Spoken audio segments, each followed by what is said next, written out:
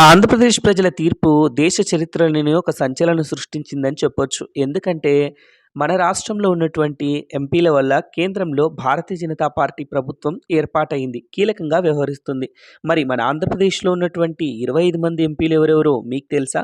శ్రీకాకుళం నుండి చిత్తూరు వరకు ఉన్నటువంటి ఎంపీల గురించి ఈ వీడియోలో తెలుసుకుందాం.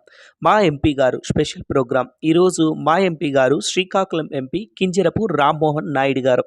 2014లో తొలిసారి ఎంపీగా గెలిచి పార్లమెంట్లో అడుగుపెట్టిన రామ్మోహన్ నాయుడు గారు 2019, 2024 ఎన్నికల్లో కూడా గెలిచి హ్యాట్రిక్ ఎంపీగా పార్లమెంట్లో తనకంటూ ఒక ప్రత్యేక స్థానాన్ని సంపాదించుకున్నారు.